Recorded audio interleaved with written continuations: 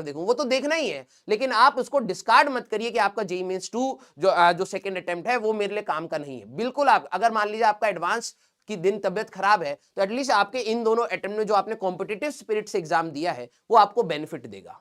ठीक है, clear? Clear? Yes. तो बेटा आइए हम लोग एक बार डिस्कशन कर लेते हैं, फिजिक्स का हमारे पास पार्ट है, इसके बाद आपके केमिस्ट्री वाले पार्ट स्टार्ट हो जाएंगे। ठीक है, आइए। तो देखो ये वाला सवाल 27 तारीख को भी आया था, मतलब इसी प्रकार का सवाल 27 तारीख को भी है और एनसीईआरटी में, और आपकी क्लास की नोटबुक में अगर आप देखेंगे तो कोई भी स्टूडेंट हो जो जेईई की तैयारी कर रहा हो उसकी क्लास के नोटबुक में ऐसा सवाल मिलता है। ठीक है, अब बात यह है कि सर हम तो उस समय तो वो चीज सोच रहे थे जो टफ है और कॉम्प्लिकेटेड है। कॉम्प्लिकेटेड सोचने की मना ही नहीं है, लेकिन बात यह है कि वो तब सोचा जाए कि जब हमारे बेसिक्स क्लियर हो। अब जिन बच्चों ने ये चीज का सवाल देखा होगा, ठीक है, अब वो खुशी खुशी हो जाएंगे, तो आपका देखो कितना स्ट्रेस लेके आप एग्जाम में जाते हो कितना कम हो जाता है। अगर आपको फर्स्ट रीडिंग में ही ऐसे 5 सवाल मिल जाए फिजिक्स में जिसमें आपको लगे यार ये तो कहीं ना कहीं पढ़ा हुआ है, ठीक है, तो इसलिए कहते हैं class notes is very important.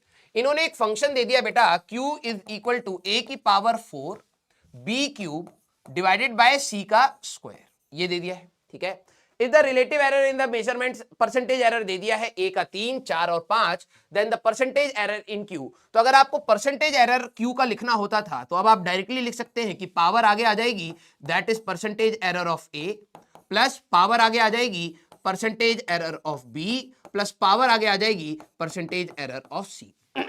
Yes, relative errors का रिलेशन लिखते थे, पावर आगे आ जाती है एंड रिलेटिव एरर्स ऐड कर देते थे, 100 से मल्टीप्लाई करा परसेंटेज एरर आ गया। तो अगर हम लोग देखें तो ये हमारे पास आ जाएगा बेटा 4 इंटू परसेंटेज एरर ये है 3, प्लस 3 इंटू इसका percentage error is 4, plus 2 into percentage error is 5।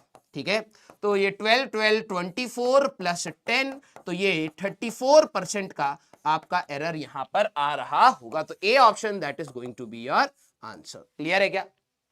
Yes, yes, yes. अब 12वीं क्लास के जो बच्चे बोर्ड्स के लिए परेशान है, बेटा बोर्ड्स में भी ऐसी सवाल आते हैं। क्या बात कर रहे हो? बात यही है कि समझदार को ही इशारा काफी होता है ना। अब जो समझदार ही नहीं है उसको डायरेक्शन भी बता दोगे तब भी वो कंफ्यूज रहेगा, ये वाली हरकत हो रही है आपकी। ठीक है, आइए